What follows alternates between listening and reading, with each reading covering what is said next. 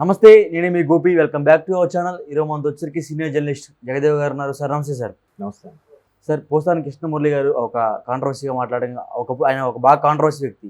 So ఆయనే జగన్ గారి మీద ఒక దాడి జరగబోయే సంఘటనలు కనిపిస్తున్నాయి, ఒక కుట్ర జరుగుతుంది ఆయన చెప్తున్నారు. సో ఈ మాటల్లో ఏమాత్రం అవసరం ఉంటుంది? పోసాని కృష్ణమురళి గారు ఇండస్ట్రీలో ఒక సింపుల్ పేరుతో కూడా పిలుచుకుంటుంటారు. అంటే కాంట్రవర్సీ అంటే ఆయన ముక్కుసూటిగా మాట్లాడతాడు, పర్ఫెక్ట్గా మాట్లాడతాడు. అయితే ఈ మధ్య కాలంలో ఆ ముక్కుసూటితనము, పెర్ఫెక్ట్నెస్ అనేది ఒక వ్యక్తికి లేదా ఒక వ్యవస్థకి ఫేవర్గా ఉండేలాగా మారిపోయింది.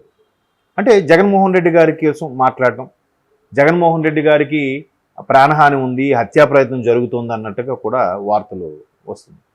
అయితే ఇక్కడ ఒక్కసారి కాసేపు ఆలోచిస్తే, జగన్మోహన్ రెడ్డి గారి మీద హత్యా ప్రయత్నం జరుగుతుంది, ఆయన చంపుదామని చూస్తున్నారు, చంపాలని కూడా అనుకున్నారు అని చంద్రబాబు నాయుడు గారు అన్నారన్నట్టు కూడా ఆ న్యూస్లో నేను చూశాను. చంద్రబాబు నాయుడు గారు దుర్మార్గుడు, ఇటువంటి నీచుడు, దీనికి వచ్చారు అని ఏవో పదాలు వాడారు తప్ప ఆయన చంపాలి ఆయన అన్నట్టుగా కూడా ఎక్కడ నేనైతే చూడలేదు.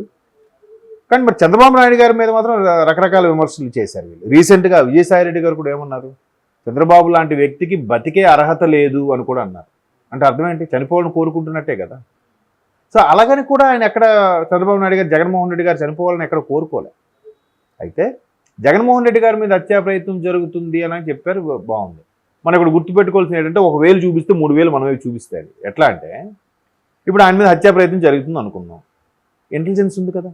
అసలు మెయిన్ ప్రభుత్వం ఎవరిది ఉంది? వైసీపీ ప్రభుత్వమే కదా ఉంది. మరి వైసీపీ ప్రభుత్వం ఇప్పటికే పోలీస్ పెద్ద బాసులు కూడా, పోలీస్ పెద్ద బాసు కూడా వైసీపీకి ఫేవర్గా ఉన్న వ్యక్తి, ఆయన్నే మారుస్తారని కూడా వార్తలు వింటున్నాం కదా. మరి అలాంటప్పుడు ఆ వార్తలు వింటున్న నేపథ్యంలో ఒకవేళ ఆయన మీద హత్యా ప్రయత్నం గట్రా జరిగితే ఆ వైఫల్యం ఎవరిది? కాసేపు పోలీసులు అనుకున్నాం. పోలీసులు అంటే మరి పోలీసులు వ్యవస్థ ఎవరి ప్రభుత్వం ఉంది? వైసీపీ ప్రభుత్వం.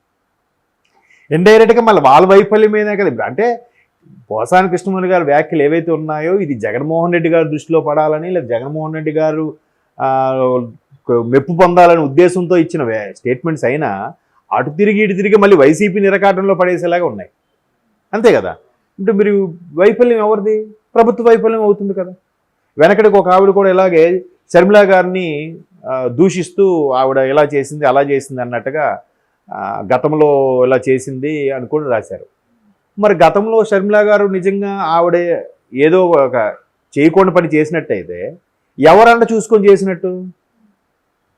అయితే అన్నగారైన జగన్మోహన్ రెడ్డి గారు అన్న చూసుకొని చేసి ఉండొచ్చు, లేదా తండ్రి ముఖ్యమంత్రి కాబట్టి, నా తండ్రి రాజశేఖర రెడ్డి గారు బిడ్డను కాబట్టి నేను ఆ అధికారంతోనే చేసి ఉండొచ్చు.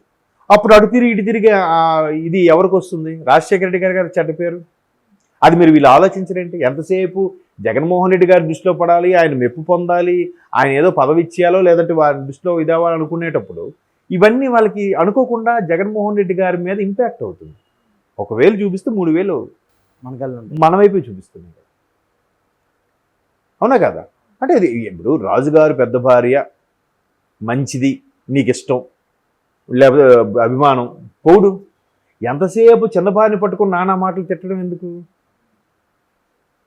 ఈవిడ గురించి పౌడు, ఈవిడ మెప్పు పొందడానికి ఆమె దేవత, ఇంద్రుడు, చంద్రుడు అను పర్వాలేదు. ఆవిడ దృష్టిలో పడాలని చెప్పి చిన్న భార్యని ఎందుకు తిట్టడం? అది తప్పు కదా. అట్లా అయిపోతుంది. అంటే ఇటు పొగడ్డానికి ఏం లేవన్నమాట ఇక్కడ, అంతే కదా. అలా ఉద్దేశంతో ఏదో కుట్ర జరుగుతుందని, అదని ఇదని. మొన్న కూడా ఒక ప్రైవేట్ ఛానల్కి ఇచ్చిన ఇంటర్వ్యూలో కూడా జర్నలిస్టులు అందరూ అడుగుతుంటారు కదా, అన్నప్పుడు కూడా వాళ్ళు అడిగిన దాంట్లో, ఈయన చెప్పిన దాంట్లో వాళ్ళు అడుగుతుంటే, నన్ను డైవర్ట్ చేసేస్తున్నావు, నువ్వు వినట్లేదు నా మాట, నేను మళ్ళీ మర్చిపోతాను నేను అని చెప్పి ఈయన ఏం చెప్పాలనుకుంటే అదే చెప్తున్నాడు తప్ప వాళ్ళు అడిగింది చెప్పట్లే. నేను అది అబ్జర్వ్ చేశాను. ఇప్పుడు ఆయన ఒక క్వశ్చన్కి ఒక ఆన్సర్ చెప్పాడు, అందులోంచి ఒక పాయింట్ తీసుకొని ఆ జర్నలిస్ట్ మళ్ళీ అడిగారు, సార్ మరి అలా అయితే దీన్ని ఎలా చూడాలి అని. వెంటనే నువ్వు చంద్రబాబు గారి ఫేవరెటా లేదంటే వాళ్ళని అడుగుతున్నాడు ఆయన. మరి అలాంటప్పుడు అటువంటి వాళ్ళకి వెళ్ళద్దు, వాళ్ళకి చెప్పలేని పరిస్థితిలో ఉంటే అలాగే అడుగుతారు.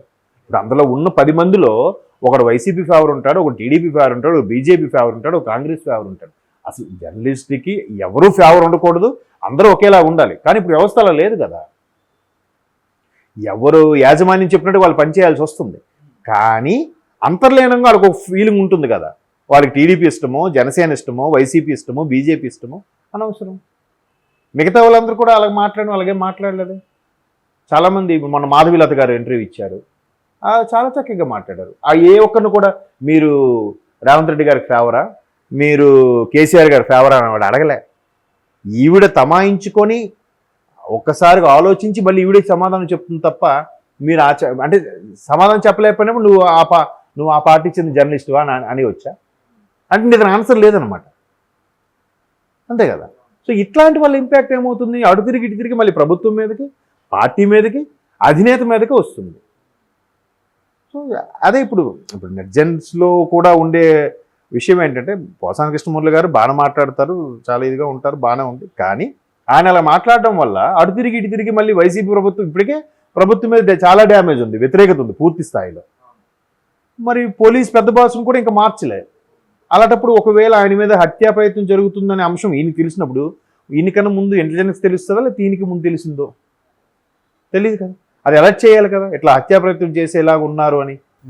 అంటే అదే చెప్తున్నాను కదా, మళ్ళీ ఏదో లేదంటే కొంతమంది ఎలా ఉంటారంటే, పదవి కోసం కాకపోయినా మనం ఆ పార్టీలో ఉన్నాము, మనుగడలో ఉన్నాము, నలుగురికి తెలిసేలాగా మనం న్యూస్లో ఉన్నాము అని అనుకొని ఇటువంటి స్టేట్మెంట్స్ ఇస్తుంటారేమో అని నేను అనుకుంటున్నాను. Okay sir, thank you sir.